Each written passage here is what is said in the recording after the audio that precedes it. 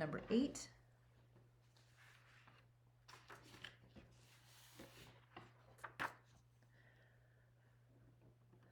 Number 8 has a few things happening here, so let's read about it. The Sehas were reading a best-selling novel as a family. After the first week, they checked in with each other to see how much of the book each had read. Okay, and I see my table here. I'm just going to quickly read my fractions. You should have already done that.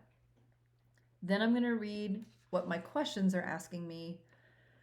Part A says, who read the greatest fraction of the book? And part B says, name the 2 family members who read the same fraction of the book and explain. Okay, so I'm going to answer part A first. Who read the greatest fraction of the book? Well, one thing that I noticed when I looked at my fractions, when I first glanced at the table, I noticed that all the denominators are different. And I have 4 fractions. So some of these I might be able to figure out using a benchmark fraction, but others I might have to take some extra steps in order to compare them. Okay, so I'm going to look at, I think I'm just going to start by drawing bar diagrams actually. So I'll draw the bar diagrams just right here next to, okay, I have no idea why that little thumbs down just popped up. I'm going to draw a bar diagram like this. That was very strange.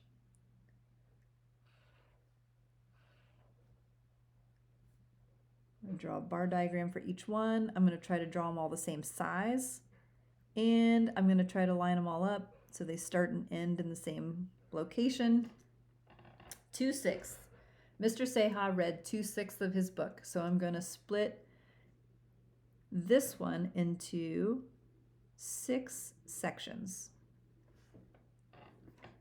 And he read 2/6 of his book. Mrs. Seha read 1/3 of her book. So I'm going to try to split her bar graph into thirds, and she read 1/3. Maddie read 3/4. Oops. Oh, I messed that one up. Ignore that line right there. It'll disappear hopefully a little bit when I shade it in. So Maddie read 3/4. This is 1, 2, 3 out of the 4 sections I shaded in. So that's 3/4. And George read 2/3.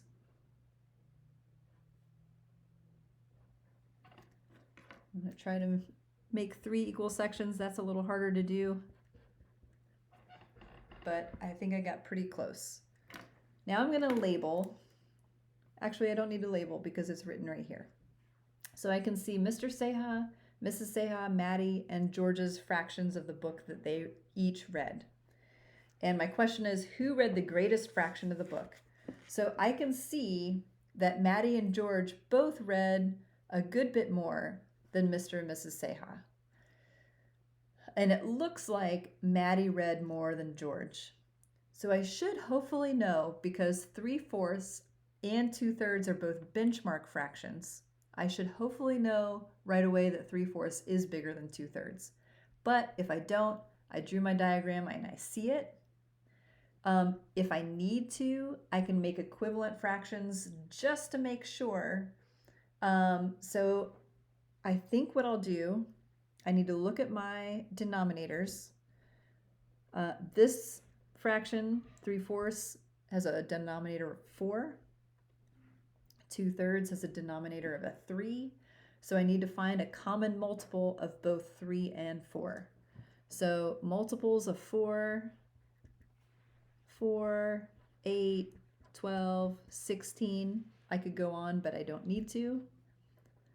Multiples of 3, 3, 6, 9, 12.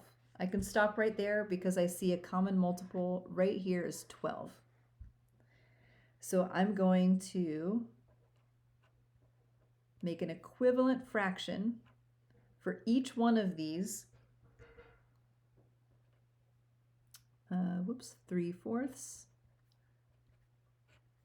equals 12 with a denominator of a 12. So now I need to ask myself, what do I do to 3 to get 12? I multiply by 4.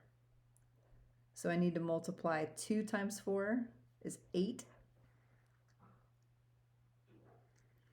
I do the same thing up here. What did I have to do to 4 to get 12? I had to multiply by 3. I ran out of room a little bit there, but that's okay. So I need to also multiply my numerator by 3. 3 times 3 is 9. Well, now I can see why this looked so close, because it is. Because 8/12 and 9/12 are only 1/12 apart from each other. And 8/12 is less than 9/12. So 8/12 was how much George read. So he read less than Maddie. So Maddie definitely read the greatest fraction of the book. So I'm going to write in my answer space right down here, Maddie. And it doesn't give me a lot of space, so I'm not going to write a complete sentence for this one, but I am going to just write a little reasoning here. So I'm going to write Maddie because she read 9/12. Okay. Now I'm going to look down to part B. And it says, name the 2 family members who read the same fraction of the book. Well, right away when I draw my bar diagram, I can see that it looks like Mr. Seha and Mrs. Seha read the same amount. So I'm pretty sure, but I'm just going to double check. Mr. Seha read 2/6, and Mrs. Seha read 1/3. I'm going to move my paper up so you can see it. Okay. This is Mr. Seha, and this is Mrs. Seha. And I'm going to make an equivalent fraction. So for this one, I'm going to look at my denominators, and I see I have a denominator of 6 and a denominator of a 3. I need to find a common multiple, and the lowest common multiple in this case is actually 6. So I don't have to do as much work for this one. All I have to do is convert 1/3 to an equivalent fraction with a denominator of a 6, and then I can compare them directly without having to change anything about 2/6. Okay, so in order to get 6 from 3, what did I do? I multiplied 3 times 2 to get 6. I have to do the same thing to my numerator. 1 times 2 is 2. Now I have 2/6, and I can see that 2/6 is equal to 2/6. So Mr. and Mrs. Seha were the 2 people who read the same fraction of the book. So in this case, because it says explain, I am going to write some complete sentences. I'm going to write Mr. and Mrs. Seha read the same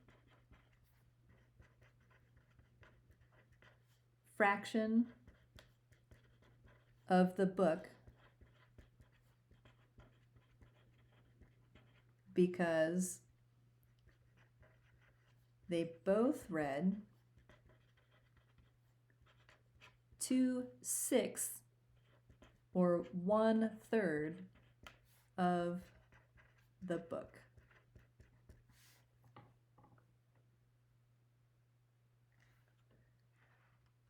Okay, and I'm done with number 8. You didn't have to do number 9, but you did have to do number 10. So we're going to do